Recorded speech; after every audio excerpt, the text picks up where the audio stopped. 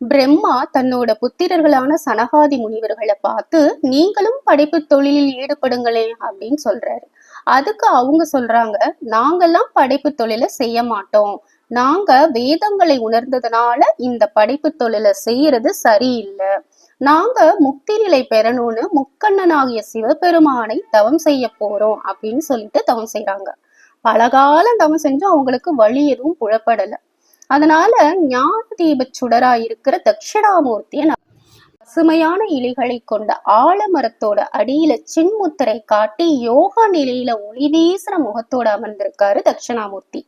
சனகாதி முனிவர்களோட கோரிக்கையை ஏற்று அவர்களுக்கு பசு பதி பாசம் என்ற தத்துவங்களை எல்லாம் போதிக்கிறார். வேதங்களை பத்தி தெளிவா சொல்லி கொடுக்கிறாரு. ஆனா முனிவர்கள் மனசுல முக்கண்ணனான வெள்ளியங்கிரிவாசனான சிவபெருமானை நாடணும்னு மனசு எண்ணி இருந்ததுனால வேத சாரங்கள் எதுவுமே அவங்க நெஞ்சில நிக்கல. வேதம் கற்பது கற்பிப்பது இது எதுவுமே அவங்களுக்கு பூரணமா இதயத்துல ஒட்டாததுனால கைலாய மலையை நோக்கி பயணம் மேற்கொள்றாங்க. சிவனோட அருள் அப்படிதான் இருக்குது போல. எப்படியாச்சும் சிவபெருமான் கிட்ட வேதத்தை பத்தி தெரிஞ்சுக்கணும் அப்படிங்கிற ஆர்வத்துல கைலாய மலை ஏறி நந்தியம்பெருமான் முன்னாடி நிக்கிறாங்க. நந்தி உள்ள செல்ல அனுமதிக்கிறாரு.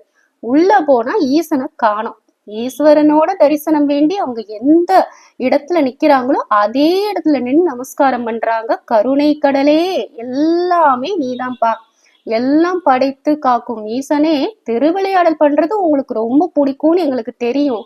எங்களுக்கு முதல்ல நீங்க நேர்ல காட்சி தரணும். உங்களோட தரிசனத்துக்காக பல தவம் இருக்காங்க. உங்க தரிசனத்தினால பாவங்கள் விலகுது. நாங்களும் உங்க தரிசனத்துக்காகத்தான் வேதங்களை கத்துக்கிட்டோம். நீங்களே தட்சிணாமூர்த்தி வடிவுல எல்லாத்தையும் போதிச்சாலும் எங்க மனம் முழுமை அடையல. அதனாலதான் உங்ககிட்ட வந்திருக்கோம். வேதத்தோட சாரத்தை தெளிவுபடுத்தி அருளணும் அப்படின்னு வேண்டுறாங்க. பிரம்மாண்டமான அந்த வேதத்தோட உட்பொருளை உங்க மூலமா தெரிஞ்சுக்கணும்னு தவம் இருந்தோம். அதனால எங்களுக்கு காட்சியளித்து அருளணும் அப்படின்னு பிரார்த்திக்கிறாங்க. முனிவர்களோட உண்மையான வேண்டுதலை உணர்ந்த இறைவன் அவர்களுக்கு வேத ஞானத்தை தெளிவா தெரிவிக்கணும்னு திருவுள்ளம் கொள்றாரு. தன்னோட பெரிய ஒளி வடிவத்தை மாற்றி அருள் தர்ற நிலையில காட்சியளிக்கிறாரு. அத பார்த்ததும் அப்படியே மண்டியிட்டு போட்டுறாங்க. சிவனோட வடிவத்தை பார்த்ததுமே முனிவர்களோட எல்லா பாவங்களும் தோஷங்களும் நீங்கிறது. அப்போ ஈசன் நந்தியை அழைத்து, நான் வேதத்தோட ரகசியங்களை எல்லாம் இந்த முனிவர்களுக்கு சொல்றதுனால நீ யாரையும் உள்ள அனுப்பாத அப்படின்னு சொல்றாரு. அதனால நந்தியும் முன்புற வாயிலை அடைந்து அங்க காவலுக்கு நிக்குது.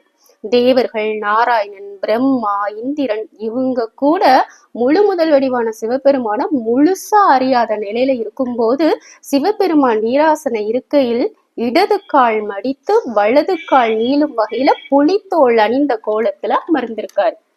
பாத தரிசனம் கண்ட சனகாதி முனிவர்கள் பெரும் பேறு பெறாங்க. சிவபெருமான் வேத தத்துவங்களை ரொம்ப தெளிவா கூறி வேத ரகசியங்களை ஒவ்வொன்னா விளக்கி சொல்றாரு. ஞானயோகம் அளிக்க தட்சிணாமூர்த்தி வடிவம் எடுத்து சனகாதி முனிவர்களுக்கு புரியிற வகையில ரொம்ப எளிமையாவும் சுவாரஸ்யமாவும் விளக்குறாரு. கற்றுணர்ந்த முனிவர்கள் ஈசனோட கருணையில மிதக்குறாங்க.